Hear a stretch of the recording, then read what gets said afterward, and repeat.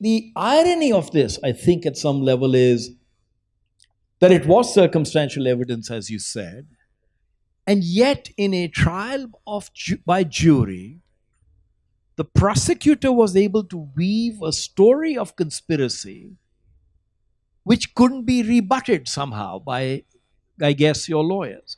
That seems both unfair and yet you wonder, how is that possible? Yeah, it was.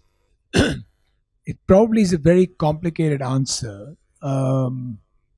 It has part to do with my lawyers not presenting the case very well, part to do with a nuanced crime, which very difficult for people in the jury to fully understand.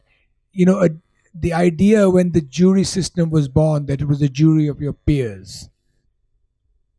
It's very difficult to get a jury of your peers for sophisticated financial crimes and whether they fully understand it or not. So it was part that. It was part that prosecutors were playing fast and loose with facts and they were weaving a story that was believable but not true. And it was part, and probably the biggest part, was the times we were living in at that time. Yes, absolutely. And it had to do with the US had gone through the worst financial crisis, the worst societal crisis in a couple of generations. People were losing their jobs, their homes, their retirement plans. It was an extraordinary crisis. And of course, we had to bail out the financial system, which was the right thing to do.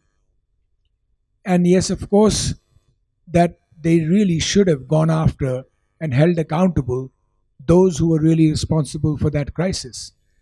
But the fact of the matter is that they actually never brought to account key people who created the financial crisis.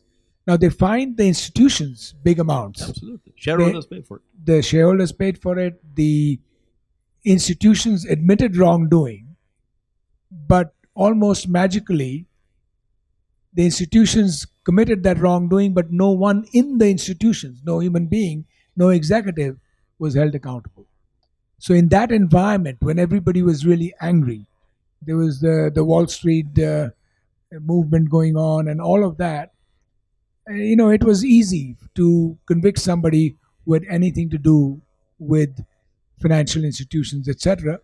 And the fact is that they couldn't get to hold to account any of the key people who were really responsible.